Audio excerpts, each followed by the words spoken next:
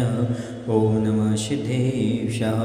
इंद्रिय एवं मोक्ष सुख करते सदा प्रदान, रोग शोक मद सब हरे वीरनाथ भगवान, वीरनाथ भगवान। बोले महावीर भगवान की जय। आचार्य गुरुदेव भगवान श्री विद्यासागर श्री महाराज की जय। बंधो, हम पिछली कथा में यह सुनकर के आए थे कि श्री नंद राजा ने दीक्षा धारण की। श्री नंद नाम के मुनिराज बनकर के 16 कर्ण भावनाओं भाई और तीर्थंकर प्रकृति का बंध करके अंत समय समाधि मरण पूर्वक अच्युत स्वर्ग में जाकर के देव पद को प्राप्त किया था। वह वहाँ पर सुख सागर में निमग्न हुए और धर्म के फलस्वरूप उन्हें जो संपदाएँ प्राप्त हुई थी उनका वर्णन करना संभव है। उन्होंने दिव्य भोगों का उपभोग किया।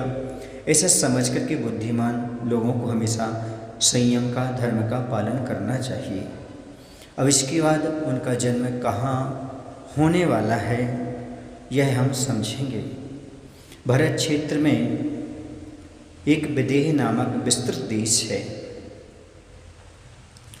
और इसी विदेह के ठीक मध्य में कुंडलपुर नाम का एक अत्यंत रमणीक नगर है। यहाँ पर विशिष्ट धर्मावतारों का निवास है। इस नगर में सर्वथा तीर्थंकरों की जन्म कल्याणक के महान उत्सव संपन्न हुआ करते थे। देवगण की यात्रा से इस नगर में सदा कोलाहल मचा रहता था। यहाँ के ऊंचे और स्वर्ण रत्नों से निर्मित जैन मंदिरों को देखा कर लोगों को कुंडलपुर के प्रति अपार श्रद्धा होती थी। वह नगर धर्म का समुद्र जैसा प्रतीत होता था। वहाँ के जनालय जय जय शब्द, स्तुति, नृत्य, गीत आदि से सर्वथा मुखरित होते थे। स्वर्ग के उपकरणों सहित रत्नमयी प्रतिमाओं का दर्शन कर लोग कृतार्थ हो जाया करते थे। और उसी नगर में एक राजा थे जिनका नाम था सिद्धार्थ।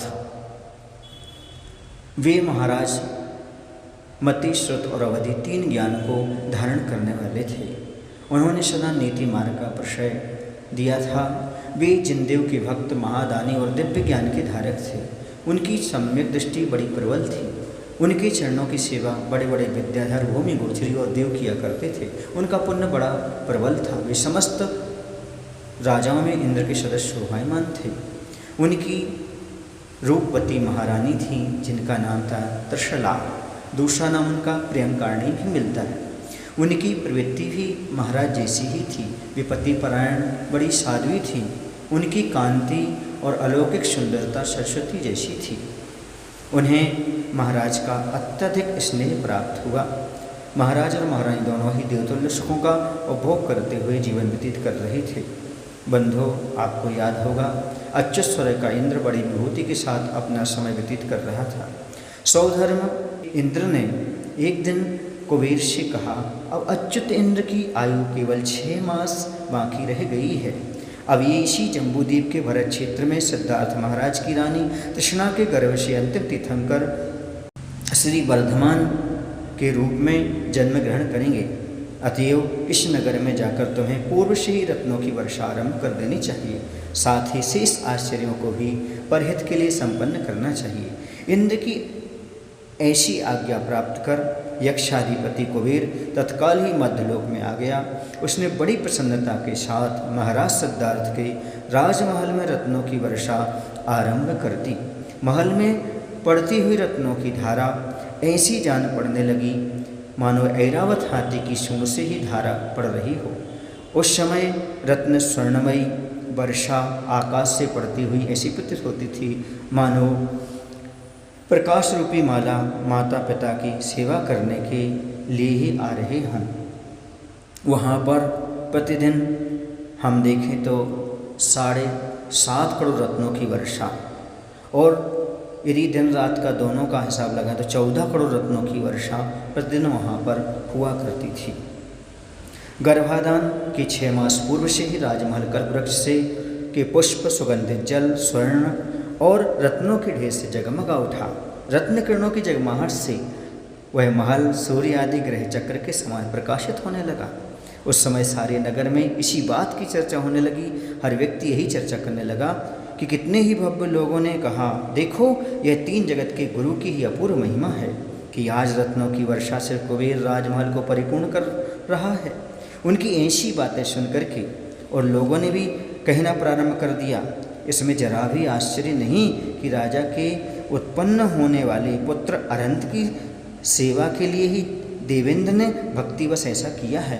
उनकी ऐसी बातें सुनकर के अन्य लोगों ने भी कहा, यह धर्म का ही प्रभाव है। उसी के फलस्वरूप पुत्र अरंत के जन्म की प्रसन्नता में रत्नों की अविराम वर्षा हो रही है। कारण यह है कि धर्म के प्रभाव से ही तीनों लोकों में तीर्थंकर जैसे पूज्य पद प्राप्त पुण्य के फल से पुत्र का जन्म होता है। वस्तुतः संसार की दुर्लभ से दुर्लभ वस्तुएं धर्म से सुलभ हो जाती हैं।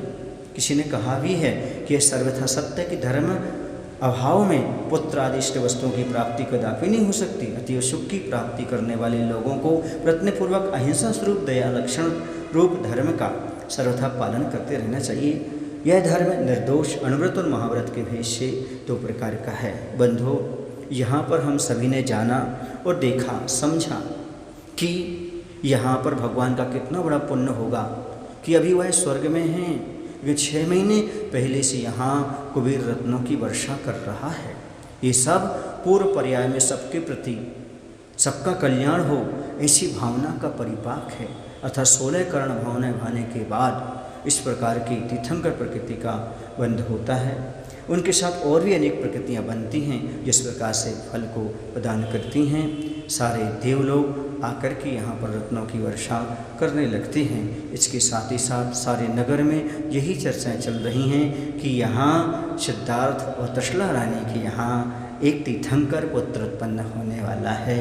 अब आगे कैसा क्या होता है, किस प्रकार से माता को स्वप्न आते हैं, कैसे उनकी परिणति होती है, ये आगे की कहानी में हम आपको बताएंगे। बोले महावीर भगवान की जय। आचार्य विद्यासागर जी महाराज की जय।